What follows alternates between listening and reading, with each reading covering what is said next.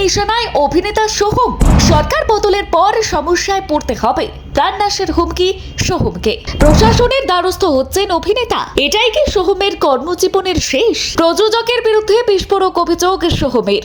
প্রাণনাশের হুমকি, দাবি অভিনেতা বিধায়কের। টলিপাড়ায় নতুন করে চাঞ্চল্য তৈরি করলেন অভিনেতা তথা বিধায়ক সোহম চক্রবর্তী। এক প্রযোজকের বিরুদ্ধে গুরুতর অভিযোগ তুলে প্রকাশ্যে মুখ খুললেন তিনি। আর্থিক লেনদেনকে কেন্দ্র করে শুরু হওয়া বিবাদ এবং শেষ পর্যন্ত প্রাণনাশের হুমকির পর্যায়ে পৌঁছেছে বলেই দাবি করেছেন অভিনেতা। ঘটনাকে ঘিরে ইতিমধ্যে টলিউড এবং আন্তর্জাতিক থেকে শুরু করে রাজনৈতিক মহলে শুরু হয়েছে জোর আলোচনা।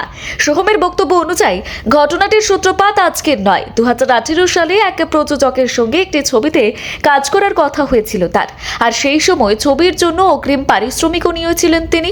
কিন্তু পরিবর্তে নানা কারণে ছবিটি আর তৈরি হয়নি। দীর্ঘদিন ধরে বিষয়টি নিয়ে দুপক্ষের মধ্যে কোনো যোগাযোগও ছিল না। সবকিছুই প্রায় থিতিয়ে গিয়েছিল বলে মনে করা হচ্ছিল। কিন্তু হঠাৎ করে সম্প্রতি নতুন করে জটিলতা তৈরি হয়।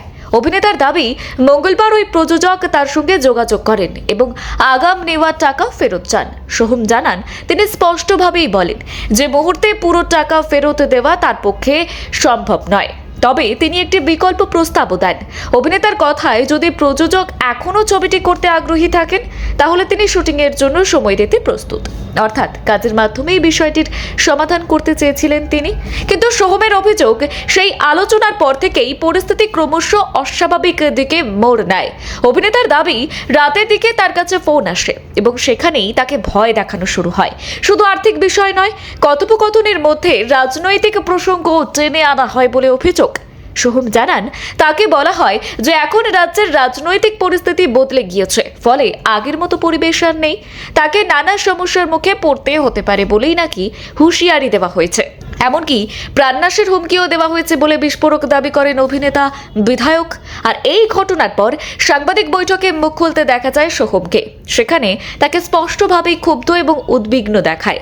অভিনেতার বক্তব্য, কোনো আর্থিক বা পেশাগত মতবিরোধ থাকতেই পারে, কিন্তু সেই কারণ দেখিয়ে কাউকে ভয় দেখানো, রাজনৈতিক চাপ তৈরি করা বা প্রাণনাশের হুমকি দেওয়া কোনোভাবেই গ্রহণযোগ্য নয়। তিনি জানিয়েছেন, বিষয়টিকে অত্যন্ত গুরুত্বের সঙ্গে দেখছেন এবং আইনের পথেই এগোতে চান তিনি।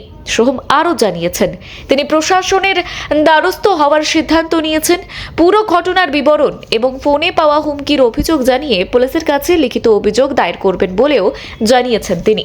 পাশাপাশি নিরপেক্ষ তদন্তের দাবিও তুলেছেন অভিনেতা বিধায়ক। ঘটনাটি সামনে আসতেই টলিপাড়া এবং রাজনৈতিক মহলে নানান প্রশ্ন উঠতে শুরু করেছে। বিশেষ করে রাজনৈতিক পালাবদলের পর সাংস্কৃতিক জগতের একাংশের ওপর কোনো চাপ তৈরি হচ্ছে কিনা তা নিয়েও আলোচনা শুরু হয়েছে বিভিন্ন মহলে। যদিও তার বিরুদ্ধে অভিযোগ উঠেছে, সেই প্রযোজকের তরফে এখনো পর্যন্ত প্রকাশ্যে কোনো রকম প্রতিক্রিয়া মেলেনি। ব্যুরো রিপোর্ট, গলসি বার্তা।